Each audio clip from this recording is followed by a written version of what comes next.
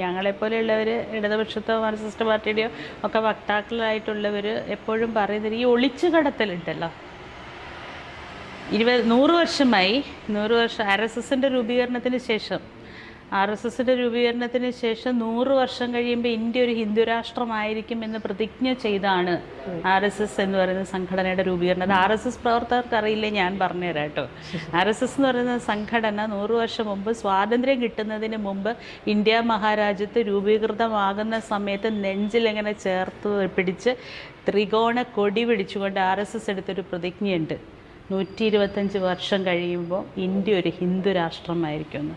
അത് നമ്മളോടൊപ്പം നിന്ന് ഇവിടെ ജനിച്ച് വളർന്ന് ജീവിച്ച് തൊഴിലെടുക്കാൻ വേണ്ടി, നഗ്നത മറയ്ക്കാൻ വേണ്ടിയൊക്കെ ക്രിസ്ത്യൻ ആയതും മുസ്ലിം ആയതുമായിട്ടുള്ള സ്വന്തം സഹോദരങ്ങൾ, അവർ മറ്റു രാജ്യത്തുനിന്നൊന്നും പലായനം ചെയ്ത് വന്നവരോ മറ്റു രാജ്യത്തു നിന്നൊന്നും കുടിയേറിയവരോ ഒന്നുമല്ല, അവർ ഇന്ത്യയുടെ മക്കളാണ്. അങ്ങനെയുള്ള ഇന്ത്യയുടെ മക്കളെ തള്ളി പറഞ്ഞ്, അങ്ങനെയുള്ള പുരോഗമനം സംസാരിക്കുന്ന കമ്മ്യൂണിസ്റ്റുകാരെ തള്ളി പറഞ്ഞ് വിചാരധാര അല്ല, എപ്പോഴും പറയുന്നതാണ് വിചാരധാര.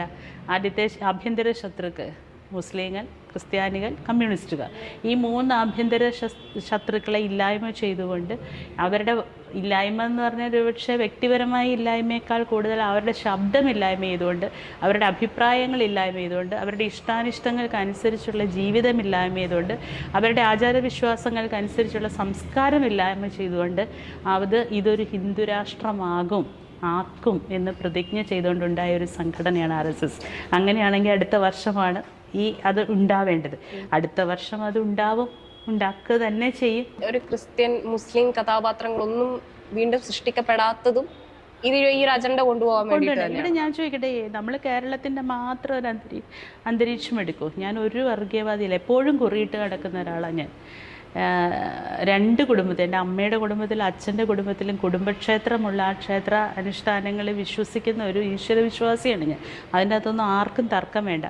ഒരിക്കലും മാർക്സ് ഈശ്വരനെ തള്ളി പറയാൻ പറഞ്ഞിട്ടില്ല. ഈശ്വരൻ്റെ വിശ്വാസങ്ങൾ ഒരു സമൂഹത്തെ ക്രമപ്പെടുത്തുന്നുണ്ടെങ്കിൽ അതിനെ തള്ളി പറയരുത് എന്നാണ് പറഞ്ഞത്. ഇത് കൃത്യമായും ഹിന്ദുരാഷ്ട്ര ഇംപ്ലിമെൻറ്റ് ചെയ്യാനുള്ള എല്ലാ ഇടങ്ങളിലുമുള്ള ശ്രമങ്ങളാണ്. അതിന് ഏറ്റവും നല്ലത് എവിടെയാണ്?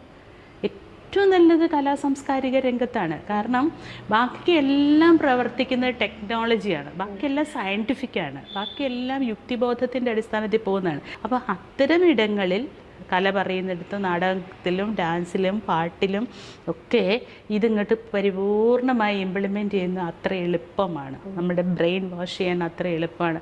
പക്ഷെ പണ്ട് രാമായണം സീരിയൽ വന്ന് റിലീസ് ചെയ്തതിന് ശേഷം അതിനൊപ്പം തന്നെയാണ് രാം ജന്മഭൂമി മൂവ്മെന്റ് സംഭവിക്കുന്നത്. അപ്പോഴും കോൺഗ്രസ് ആണ് ഭരിക്കുന്നത്.